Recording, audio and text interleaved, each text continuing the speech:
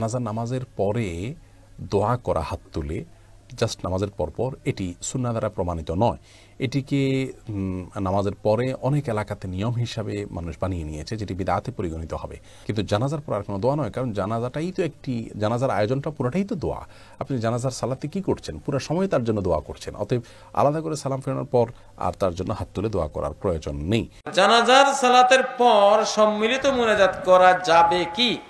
এমন কোন সুন্নাহ নাই যে জানাজার পরে আবার সম্মিলিত মুনাজাত। না, জানাজার পরে সরাসরি লাশ নিয়ে কবরস্থানে চলে যাওয়া।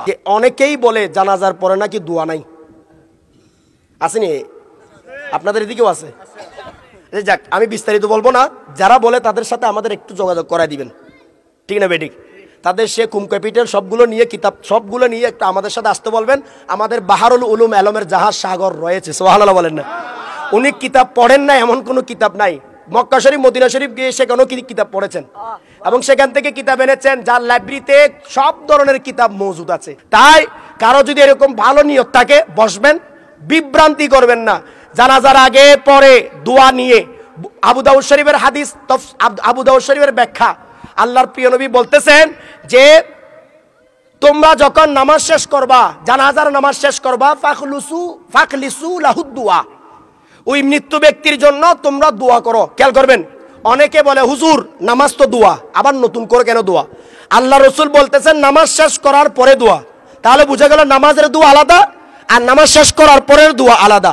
সেজন্য দোয়া নিয়ে কোনো বান্দা কখনো বিরোধিতা করতে পারে না।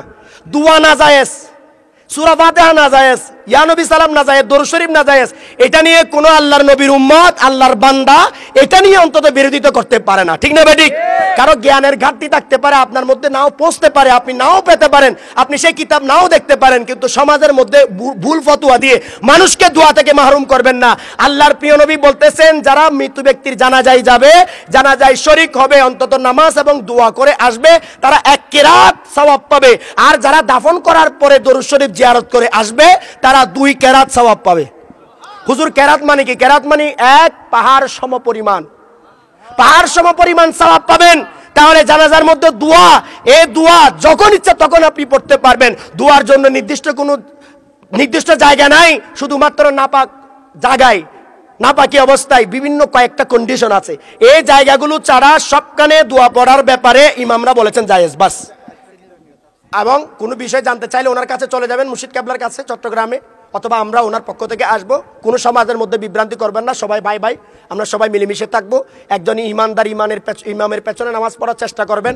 কোনো মুনাফিককে রেখে আপনি মসজিদ নষ্ট করার চেষ্টা করবেন না, এটা কোরআন শরীফের ফায়সালা। কোনো মুনাফিকের পেছনে একটা করলে নামাজ হবে না। আল্লাহর নবীর দুশমন সালাতু সালামের দুশমনের পেছনে নামাজ পড়লে নামাজ পড়তে পারেন, সেটা উঠক আর বৈঠক হবে, কিন্তু ইবাদত হবে না, ঠিক না বেঠিক? স্পষ্ট ফতোয়া আমাদের নয়, কোরআনের ফতোয়া, ফতোয়ায় স্বামীর ফতোয়া। কোনো বিভ্রান্তিকর বাতিল ব্যক্তির পিছনে নামাজ পড়াচ্ছে, ওই ঠাকুরের পিছনে নামাজ পড়লে যেমন কবুল হবে না, বাতিলের পিছনে নামাজ পড়লে আরো বেশি কবুল হবে না, ঠিক না বেঠিক? ফায়সালা আপনারা নিবেন, ইমাম ঠিক আপনারা করেন, এবার আপনাদের বিষয়, জবাব আপনারাও দিবেন। আমাদেরটা আমরা বলে গেলাম। আল্লাহ আমাদের সবাইকে বুঝার তৌফিক দান করুক, আমিন। প্রিয় উপস্থিতি, আজকের আমাদের মহান মুর্শিদ কেবলাকে ফুলের মালা দিয়ে বরণ করে নিবেন।